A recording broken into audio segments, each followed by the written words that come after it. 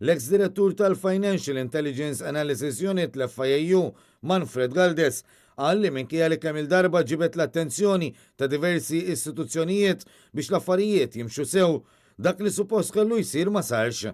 Fit-8 snin kemm damu kien hemm każijiet serji ħafna buħut minnhom li ma ġewx żvelati fil-pubbliku. Galdes qal ukoll li darba kien hemm influenza diretta u xi darbtejn kien hemm influenza indiretta fuq ix-xogħol tiegħu. Qal li dejjem għamel xogħlu bir-reqqa u semma każ ta' meta darba kien hemm segretarja ta' segretarju parlamentari li batet lill-FIU tgħidilhom li xi ħadd li kienet taf personalment kien dieħel għall-intervju. Galdes qal li din il-persuna ma tħallix tidħol għat-tieni intervista.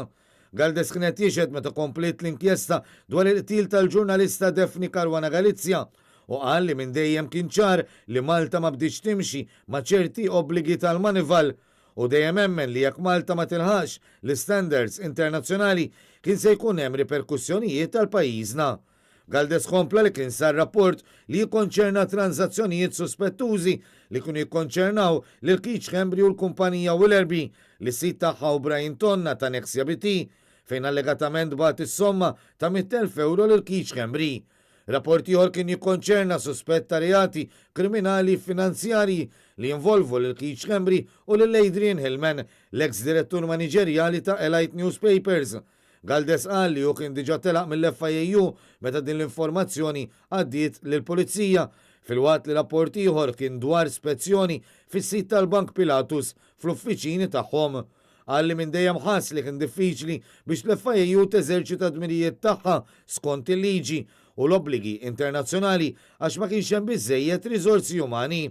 Galdes kompla jitkellem dwar il-ħafna nuqqasijiet li kellha l-FIU fosthom anke nuqqas ta' riżorsi biex tħallas salarji deċenti. Nuqqasijiet oħrajn kienu li ma kienx hemm biżżejjed nies biex imexxu t-tim ta' supervizjoni. Il-bord tal-inkjesta magħmul mill-imħallef emeritus Joseph Said Policino, l-imħallef emeritus Michael Mallija u l-imħallef Abigail Faro sew dwar meta jidħol każ kif Galdes jeżaminaħ u wieġeb li xogħlu li wieħed jiġbor l-informazzjoni.